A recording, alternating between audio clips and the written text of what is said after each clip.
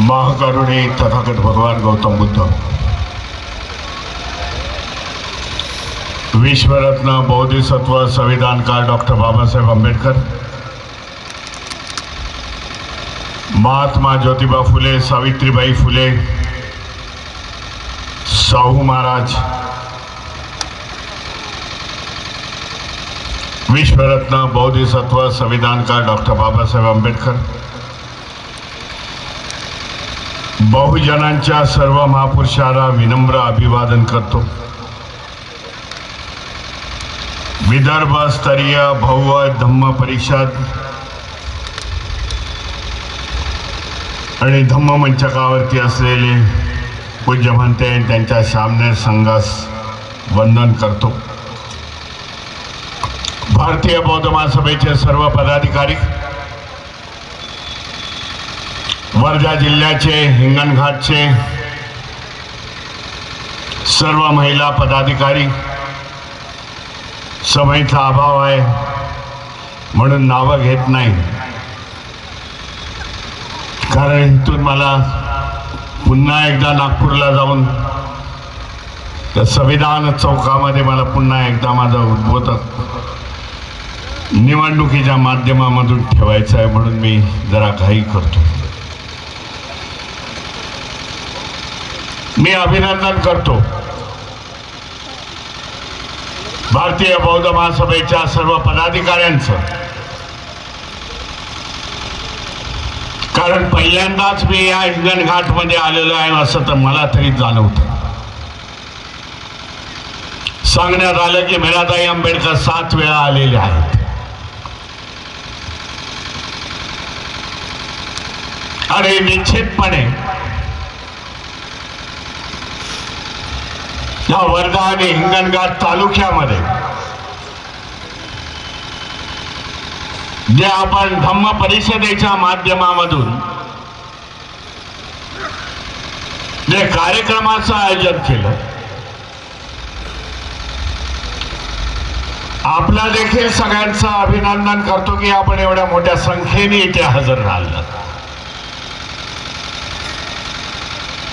आजच नाही, गेल्या 13 दिवसापासून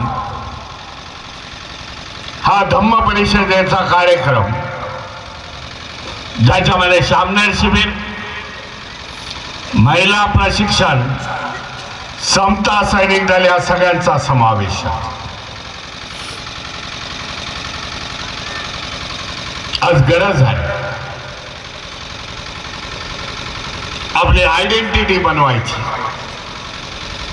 बौद्धांची ओळख बनवायची आज गरज झालेली आहे। संख्येने जास्त आहोत, संख्या आपली वाढते, परंतु बौद्ध धम्म आपल्याला आचरणामध्ये आणावा लागेल। आचरणामधून आपली ओळख निर्माण करावी लागेल। ह्या देशामध्ये बौद्ध संस्कृती रुजवावी लागेल, हे आपल्या समोरील आव्हान आहे असं मी समजतो। आणि त्याच्यासाठी ह्या अशा माध्यमातून, शिबिराच्या माध्यमामधून धम्म हा लोकांच्या समोर घेऊन त्यांना प्रशिक्षण करून धम्माची वाटचाल आपल्याला पुढे करावी लागेल। आम्ही बौद्ध आहोत हे नुसतं सांगण्यापुरतं नाही, तर आचरणामधून दाखवण्याची गरज आहे। माझ्या वाणीने असेल, आपल्या कृतीने असेल, आपण त्या रीतीने आज वाटचाल करतोय। त्याचं एक उदाहरण म्हणजे जेव्हा जेव्हा धार्मिक कार्यक्रम होत आहेत महाराष्ट्रामध्ये आणि देशाभरामध्ये मोठ्या प्रमाणामध्ये संख्येने हे जो आपला पोशाख आहे, तर व्हाईट पोशाखामध्ये महिला असतील, पुरुष असतील, ह्या मोठ्या संख्येने येतात। हा संकेत आहे असं मी समजतो। आज या धम्म परिषदेच्या माध्यमातून 15 ठराव पास करण्यात आले।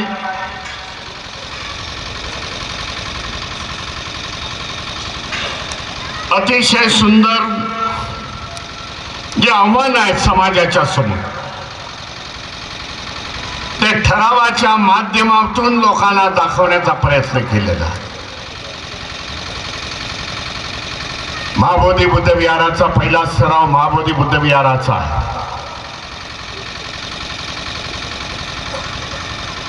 जो 1900 BT ऍक्ट ज्याला म्हटलं जातं 49चा रद्द करावा,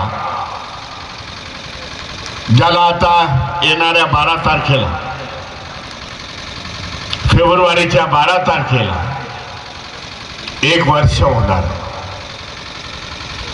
1 वर्षापासून चळवळ, 1 वर्षापासून आंदोलनाच्या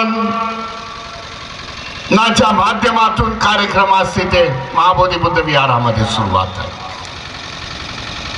आज पण देखील अनेक बौद्ध भिक्खू आज तिथे बसलेले आहेत, परंतु सरकारचं लक्ष नाही. ना केंद्र सरकार ना राज्य सरकार त्याच्याकडे काही गांभीर्याने घेते. या वर्षभराच्या काळामध्ये मी तिथे 4 वेळा गेलो,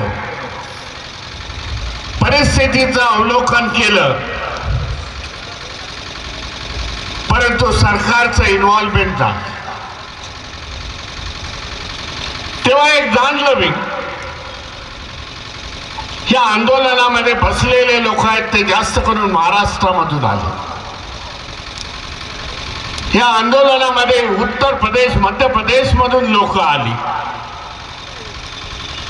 परंतु बिहारची जनता नव्हती. काही हाताच्या बोटावरती मोजणार इतके बिहारी लोक तिथे होते, आपले होते. भारतीय बौद्ध महासभेच्या शाखा आहेत, परंतु 5 जिल्ह्यामध्ये 33 जिल्ह्याचा बिहार प्रदेश आहे, पण 5 जिल्ह्यामध्ये आपल्या भारतीय बौद्ध महासभेच्या शाखा आहेत. आणि त्या पण सर्व दूर म्हणजे त्या बिहार आणि यूपीच्या बॉर्डरवरती या शाखा कार्यरत आहे. कमी आहे, परंतु कार्य चांगलं आहे त्यांचं, परंतु त्याचा इन्व्हॉल्वमेंट नव्हता, कारण दूर पडत होतं. ह्याच्यावरती मात करण्यासाठी भारतीय बौद्ध महासभेचं पुनर्जीवन त्या बिहारमध्ये करण्याचा मी प्रयत्न केला. नवीन कमिट्याच्या माध्यमातून तिथे लोकांना प्रशिक्षण करणं, लोकांना बौद्ध धम्म शिकवणं, सांगणं हे गरजेचं आहे. तर बिहारमध्ये जर बिहारची जनता 10,000च्या संख्येने जर तिथे आली असती तर मला वाटतं निश्चित बिहारचं सरकार जे इलेक्शनचा पिरियड होता त्याच्यामध्ये हादरली असते आणि त्याने आपला निश्चित त्याचा विचार केला असता. परंतु सुरुवात केली. आंबेडकर मुवमेंट, भारतीय बौद्ध महासभा, राजकीय पक्ष तिथे निर्माण करण्याची सुरुवात केलेली आहे. बिहार पिछड़ा है, आर्थिक दृष्ट्या पिछड़ा है, शैक्षणिक दृष्ट्या पिछड़ा है. दलितांची संख्या मोठ्या संख्येने आहे, परंतु कुठल्या बाजूने जावं याची त्यांना सांगणारा कोणी संघटना नसल्यामुळे ते आज कुठल्या मार्गाने जावं ते ना कळत नाही आहे. परंतु येणाऱ्या काळामध्ये आपण भारतीय बौद्ध महासभेचं जाळं उभं करू अशी मी घोषणा त्या पटना शहरामध्ये केलेली आहे.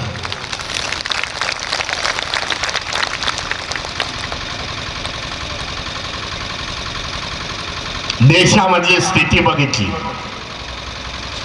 एकाला एक न्याय मिळतो, दुसऱ्याला दुसरा न्याय मिळतो. आपण सगळेजण जाणता महाबोधी बुद्ध विहारासाठी आपण भारतीय बौद्ध महासभेने सुप्रीम कोर्टामध्ये आपले वकील दिलेले. आकाश लामांचा वकील आहे, काही संघटनेचे 1-2 वकील आहेत. परंतु मगाशी म्हटल्याप्रमाणे एकाला एक न्याय, दुसऱ्याला दुसरा न्याय. गेल्या अनेक वर्षापासून सुप्रीम कोर्टामध्ये केस आहे, केस येते वरती, परंतु सुनावणी होत नाही. केसच्या तारखा पडतायत, आमचे वकील जातात, अगदी तयारी करून जातात, बाबा ह्या तारखेला आपण केस मांडूया. परंतु सुप्रीम कोर्टामधून तेवढा रिस्पॉन्स नाही, मानसिकता नाही.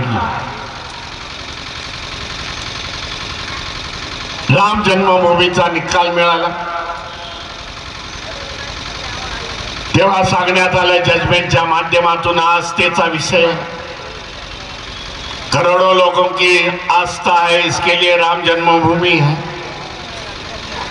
महाबोधी बुद्ध विहाराचा जेव्हा प्रश्न निर्माण होतो तेव्हा सांगितलं जातं सबूत क्या है.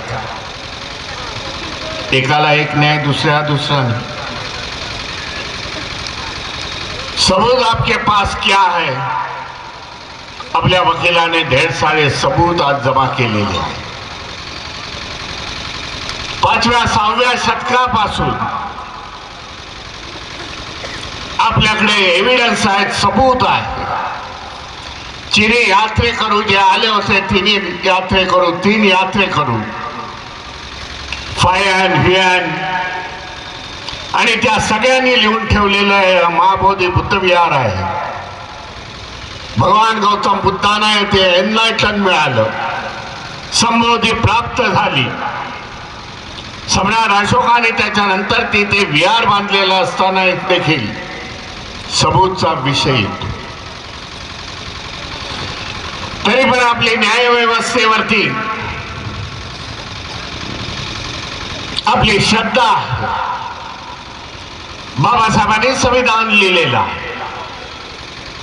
आणि त्याच्यामुळे न्यायव्यवस्थेवरती आपली श्रद्धा आणि एकदा तरी आपल्याला सुप्रीम कोर्टाच्या माध्यमामधून न्याय मिळेल अशी आपण अपेक्षा करू.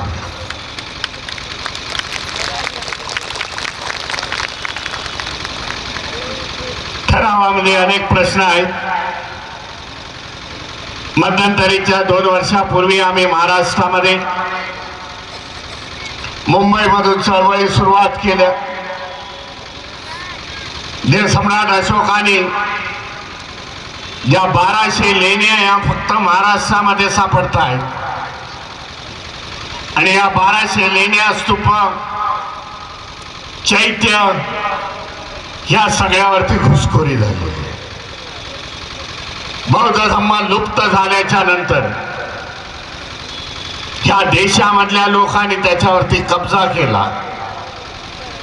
आज समाज प्रबुद्ध झाला, समाजाने संपूर्ण इतिहास शोधून काढला आणि त्या माध्यमामधून आम्ही चळवळ भारतीय बौद्ध महासभेने उभी केली. त्याचे पुरावे आम्ही आर्किओलॉजिकल डिपार्टमेंटला दिले. बाबा ही जी मंदिरं आहेत, हे जे चैत्य आहेत, हे विहार आहेत, ही कोणा दुसऱ्याची नसून ही बौद्ध. अशा प्रकारचा पत्रव्यवहार दिलेला आहे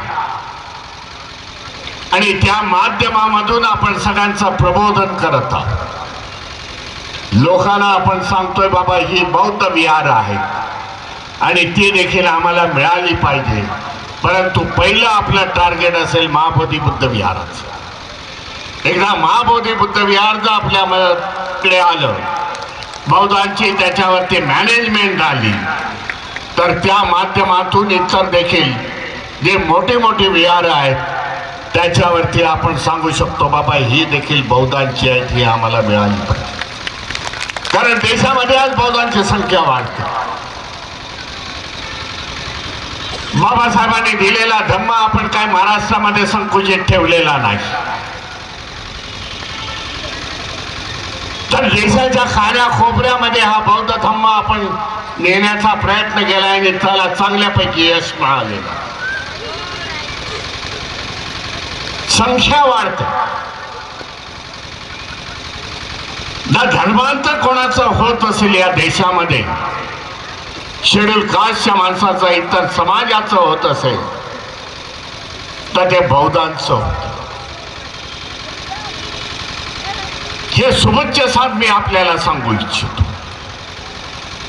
जे अँटी कन्व्हर्जन लॉ आलाय, धर्मांतर विरोधी कायदा आलेला आहे, तो कोणा दुसऱ्या तिसऱ्यासाठी नाही, तो बौद्धांसाठी. जाणतायत शिक्षणाच्या माध्यमामधून जो शेड्यूल कास्ट आणि शेड्यूल ट्राईब आहे, अनुसूचित जाती आणि जमातीतला जो समाज आहे, जो जाणतोय की ह्या व्यवस्थेमध्ये आपली काही प्रगती होऊ शकत नाही,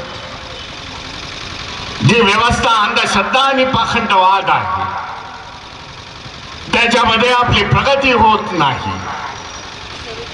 काल परवा हे बौद्ध झाले 60 वर्षाच्या काळामध्ये, ते मोठ्या संख्येने आज आपल्या आर्थिक प्रगती सुरुवात केलेली आहे, शैक्षणिक प्रगती झालेली आहे, सामाजिक स्तर वाढलेला आहे. त्याची कारण भगवान गौतम बुद्धाचा धम्म आणि बाबासाहेबांचे विचार आहेत हे जाणतात. त्याच्यामुळे धर्मांतर आज देशामध्ये होतं.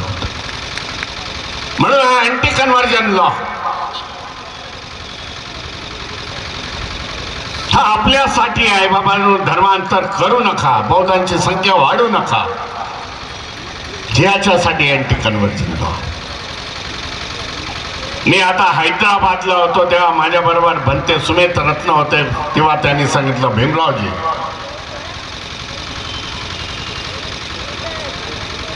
दो मेरठ में और झांसी में हम लोग ने जो प्रोग्राम लिए थे धर्मांतर के, उस पर 2 पर मेरी नोटिस आई है, लगता है मेरे पर केस हो जाएगी. अशा प्रकारच्या लोकांना घाबरवण्याचा प्रयत्न कायद्याच्या माध्यमामधून होतो. परंतु समाज थांबलेला नाही. येत्या 2 तारखेला येणाऱ्या 2 फेब्रुवारीचं मी बोलतो, 2 फेब्रुवारी उत्तर प्रदेशच्या मछली नगरमध्ये, एक मोठं शहर आहे उत्तर प्रदेश, चांगल्या प्रकारे भारतीय बौद्ध महासभा तेथे कार्यरत आहे. परंतु भारतीय बौद्ध महासभेबरोबर तेथील यादव समाजाने आणि मोरिया समाजाने मला बोलवलं. भीमराव जी, हमें संबोधित करने के लिए एक बाबा साहब की प्रतिमा, भगवान गौतम बुद्ध की प्रतिमा लगाने के लिए आप आ जाओ. आणि त्यांचं मला वाटतं ते बौद्ध धर्मीय झालेले आहेत, यादव समाजाचे लोक, मोरिया समाजाचे लोक. मी त्या कार्यक्रमाला 2 फेब्रुवारीला जाणार आहे. अशा प्रकारे आज धम्म चळवळ आपण देशाच्या कान्याकोपऱ्यामध्ये नेण्याचा प्रयास केला आणि त्याला चांगल्यापैकी यश मिळाले. म्हणून मला जी माहिती मिळालेली आहे, येणारे एप्रिलमध्ये जनगणना, देशभरामध्ये जनगणना होणार आणि सरकारी जनगणना आहे, केंद्राची जनगणना आहे. आणि या जनगणनेच्या माध्यमामधून जे सरकारी अधिकारी आपल्याकडे येतील त्याच्यामध्ये आपण हुशारीने आपल्या धर्माच्या कॉलममध्ये बौद्ध लिहावं आणि जातीच्या कॉलममध्ये आपण ज्या जातीमधून कन्वर्ट झालेला आहे त्या जातीमधून लिहावं. महाराष्ट्राचा विचार केला तर महार समाजाचे त्यावेळेचे आता बौद्ध झालेले आहेत, तर महार समाजाचा उल्लेख करणं गरजेचं आहे. त्याच्यानंतरच्या कॉलममध्ये 3-4 कॉलम सोडून भाषेचा कॉलम येईल, त्या भाषेत तुम्ही लिहा आणि पण पाली भाषेचा त्याच्यामध्ये उल्लेख करा. बाबा, आम्हाला पाली भाषा येते, आपण काही खोटं सांगत नाही. आपण 3 पंचशील हे सगळे पालीमध्ये घेतो. बंधनं आपली पूर्णतः पालीमध्ये आहे, त्याचे आपण भाषांतर देखील वाचतोय, म्हणून पाली आम्हाला येते. हे 3 कॉलम लिहिणं खूप महत्वाचं आहे, कारण देशामध्ये आपल्याला दाखवून द्यायचं की बाबासाहेबांच्या क्रांती, धम्म क्रांतीमुळे आज करोडो लोक बौद्ध धर्मांतर झालेले. हे दाखवून द्यायचं आहे आपल्याला. हा आपल्या समाजाचा बेस आहे, धम्म हा समाजाचा बेस आहे. सांस्कृतिक बदलाव जर आपल्याला पाहिजे असेल तर सामाजिक क्रांती, धम्म क्रांतीच्या नंतर आपण राजकीय क्रांती आणि इतर क्रांत्या आपण ते पारगान करू शकतो. त्याच्यासाठी हे महत्वाचं आहे येणाऱ्या मार्च आणि एप्रिलमध्ये तशा प्रकारच्या व्हॉट्सअपच्या माध्यमामधून भारतीय बौद्ध महासभा आणि इतर व्हॉट्सअपच्या माध्यमातून हा संदेश देण्याचा आम्ही प्रयत्न करू. आपण देखील अशा प्रकारचा प्रयत्न करा आणि जास्तीत जास्त बौद्धांची संख्या दाखवण्याचा प्रयत्न. कारण देशामध्ये दुटप्पी वातावरण, जेव्हा येथील राज्यकर्ते जेव्हा जगामध्ये जातात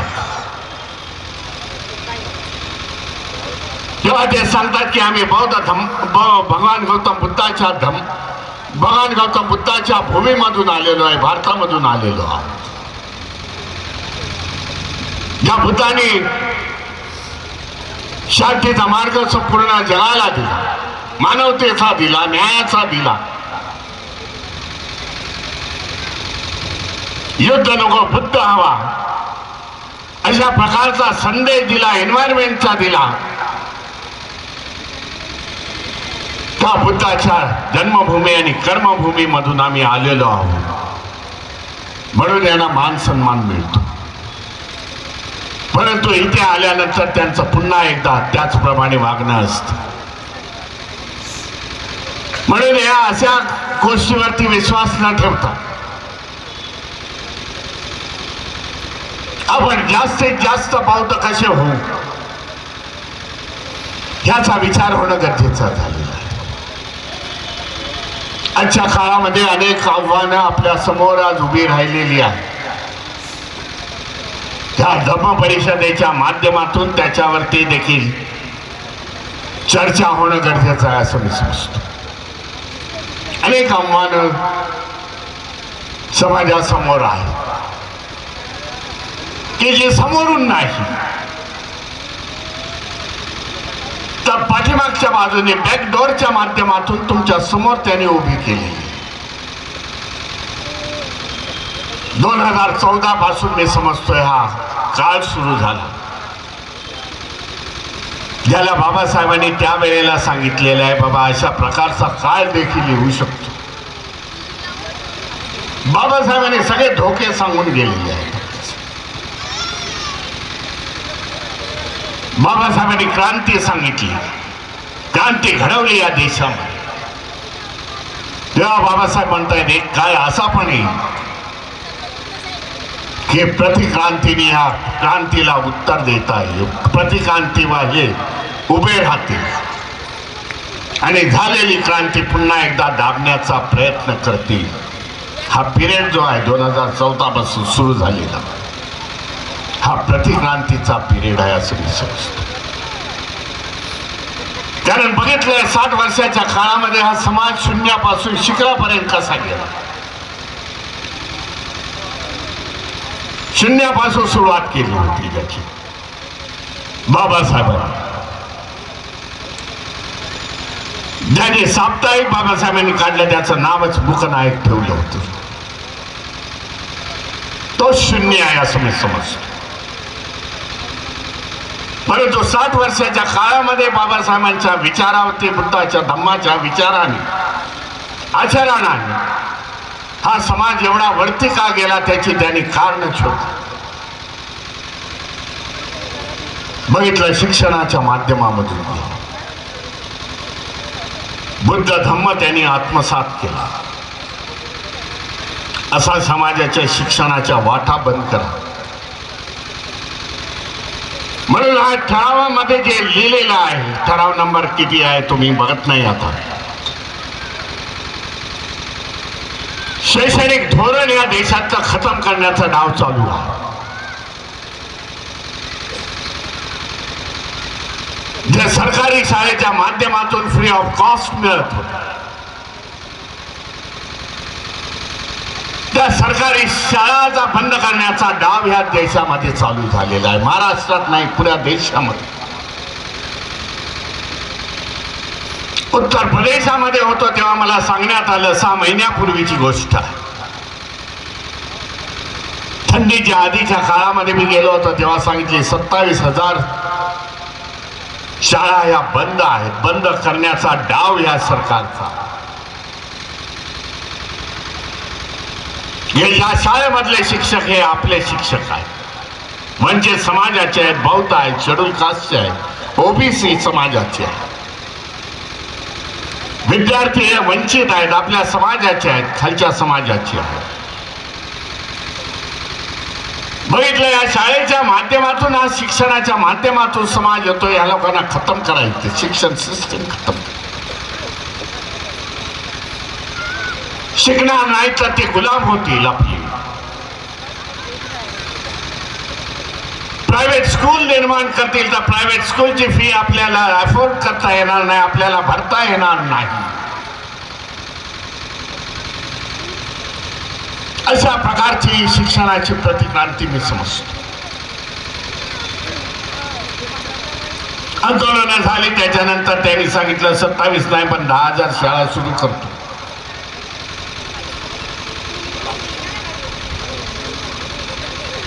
महाराष्ट्रामध्ये देखील तोच डाव चालू आहे. बाबासाहेबांनी संविधानामध्ये तरतूद केल्यामुळे शिक्षण मिळाले, शिक्षणाच्या माध्यमामधून नोकऱ्या मिळाल्या, सरकारी नोकऱ्या मिळाल्या, कारण आरक्षण होतं. आज या सरकारने सगळ्या सरकारी कंपन्या विकून टाकल्या. कॉन्ट्रॅक्ट बेस्ड सिस्टीम या देशामध्ये सुरू झाली. 15 आणि 20 हजारावरती आज तरुण मुलं काम करत आहेत. समाजाच्या अधोगतीला हे कारण आहे असं मी समजतो. ज्या वेळेला अधिकाऱ्याचा मुलगा कॉन्ट्रॅक्ट बेस्ड सिस्टीम मध्ये झालो तेव्हा समाजाची अधोगतीला सुरुवात झाली, हे देखील लक्षात ठेवा. अनेक छुपे कायदे करण्यात आलेले आहेत. ज्या शाळेचा, शिक्षणाचा मी उल्लेख केला, तो शिक्षणाचा कायदा देखील पास झालेला. उद्याच्या काळामध्ये शेतकऱ्याचा पोरगा शेतकरी होईल, कामगाराचा पोरगा कामगार होईल, हे शिक्षणाच्या कायद्यामधून त्यांनी घडवण्याचा प्रयत्न करतो. करोनाच्या काळामध्ये देश बंद होता, संपूर्ण व्यवहार ठप्प होते. त्या काळामध्ये हा शिक्षणाचा कायदा पास करण्यात आला पार्लमेंटमध्ये. केवढं मोठं षडयंत्र या देशामध्ये चालू आहे.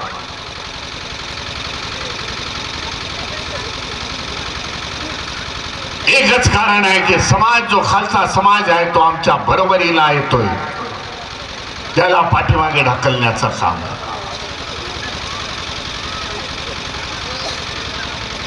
काल परवापर्यंत एका मायनॉरिटीला टार्गेट करत, मुस्लिम मायनॉरिटीला टार्गेट करत होते.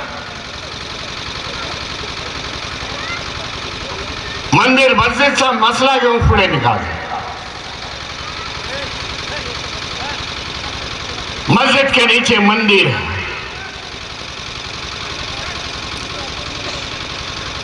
एनआरसी सारखे कायदे त्यांनी लावले. दुय्यम नागरिकत्वाचा कायदा लावला त्यांनी मुसलमानांचा.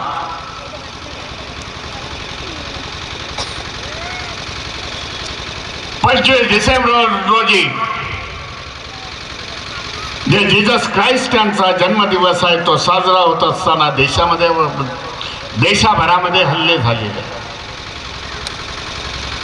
बौद्धांवरती हल्ले होत आहेत. हे सगळं थांबवायचं असेल तर ह्या प्रतिकांतीला आपल्याला उत्तर द्यावं लागेल. बाबासाहेबांनी चालवलेल्या सगळ्या संघटना आपल्याला एकत्र करून आपण पुढे जायला पाहिजे.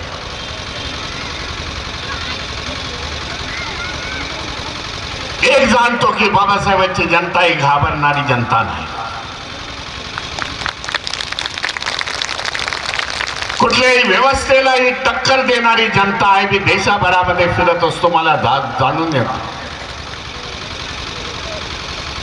कारण आमचा आदर्श आहे भीमा कोरेगावची लढाई, हा आमचा आदर्श आहे.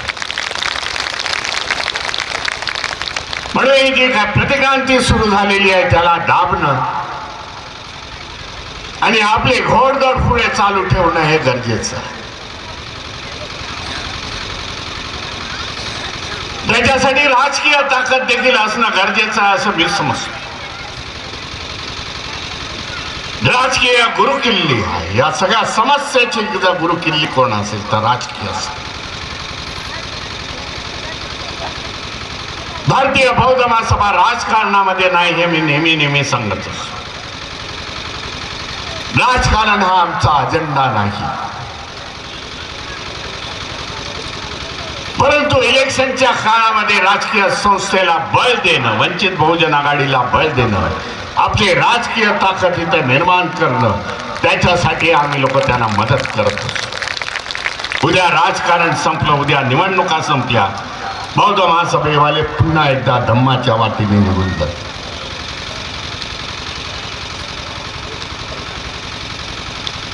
कारण सत्ता ही गुरुत्व केली आहे आणि बाबासाहेबांनी त्या काळी सांगितलेलं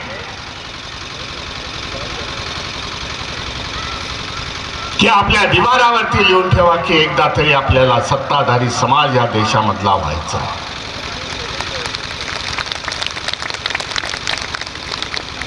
आणि त्याच्यासाठी म्हणून नागपूर येथे संविधान चौकामध्ये कुठेतरी सभा घेतलेली आहे. सगळे उमेदवार आलेले आहेत.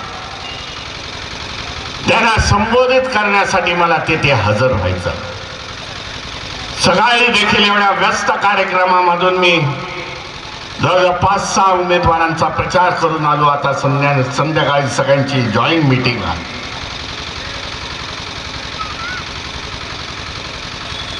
नागपूर हे दीक्षाभूमी आहे. बाबासाहेबांच्या जीवनातली आखरी धम्मक्रांती बाबासाहेबांनी केली ने आपलं जीवन पलटून लावलेलं. ती आज दीक्षाभूमी मनुवाद्यांच्या हातामध्ये आहे. त्यांना तेथे रोखण्यासाठी बाबा आमची राजकीय ताकद त्या नागपूर शहरामध्ये निर्माण करण्यासाठी, काही संख्येने नगरसेवक तिथून निवडून आणण्यासाठी जाणं हे गरजेचं आहे माझं. म्हणून आपल्या सगळ्यांना धन्यवाद देतो. विदर्भस्तरीय भव्य धम्म परिषदेच्या आपण एवढ्या मोठ्या संख्येने इथे हजर राहिला.